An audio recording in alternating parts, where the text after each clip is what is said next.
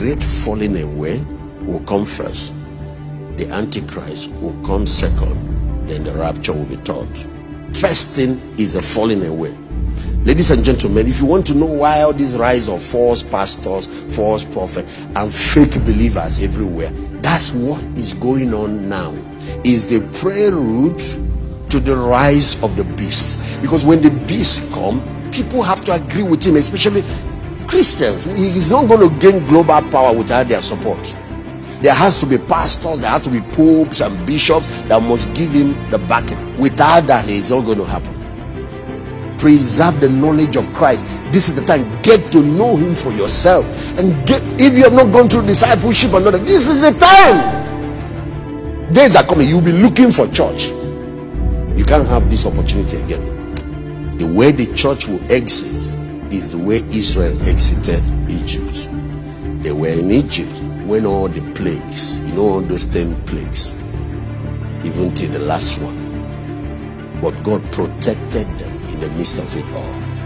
And after all of that, God removed these people out of Egypt and sent them to the promised land. That's how it's going to happen again. Now that we have the time, my friends, rise up now and begin to preach the gospel. Now we still have the time. Days are coming. You can't hold service. You can't. Now you can do crusades. Rise up and do it. Now you can plant church. Rise up and plant it. Now you can start a cell. Start doing it. Better make sure that your life counts. Now that it's still free, you still have the freedom. You must learn to practice God's presence. Those days are coming. We've been taking pastors for granted, church service for granted. Hey. You're going to have to be your own pastor. You're going to have to pastor your children. Let me talk to us today. Every one of you should go and study the Chinese church. What happened during the communist era? Christianity. There were about 800,000 Christians when the communist revolution. Chairman Mao led the communist revolution. And there were 10,000 missionaries. They were all sent out of China. All the pastors were arrested. Somebody like Watchman Nee stayed and died in prison. One of the most prominent Chinese preachers of that time. They sacked all the missionaries, arrested all the pastors, seized all the church buildings. Not a single church building was left. Stopped any form of broadcast on TV or on any form of technology. And then started hunting Bibles. He didn't want any Bible of any type in the whole of China. The Western missionaries from America, from Britain, all cried. They were praying for China. They said the church, because it's a young church, it will die.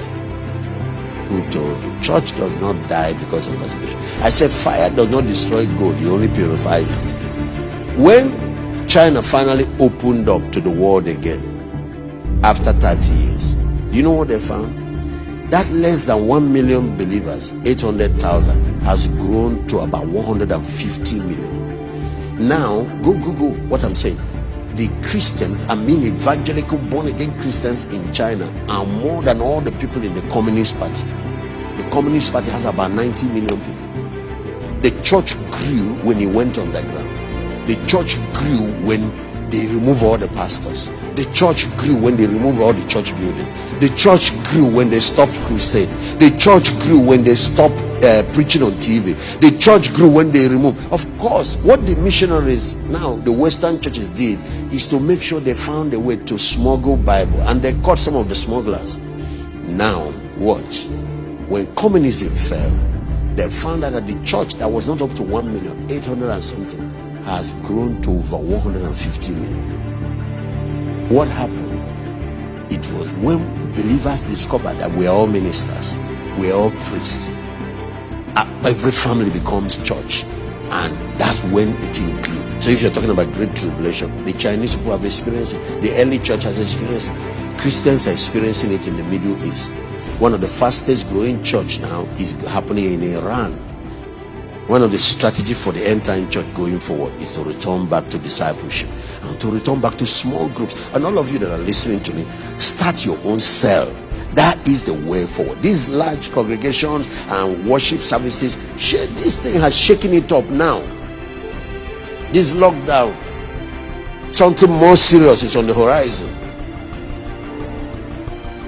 Make sure you are a functional priest, that you know God. Start reading your Bible. People don't study their Bible anymore. They only come on Sunday, open their mouth for pastors to feed them.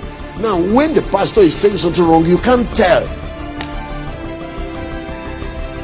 What will happen is a test. I'm reading it, this Amplified Bible, to refine, to purify, and to make those among God's people white, even to the time of the end, because it's yet for an appointed time. So apart from the separation to remove false believers, is also to prepare us for the rapture.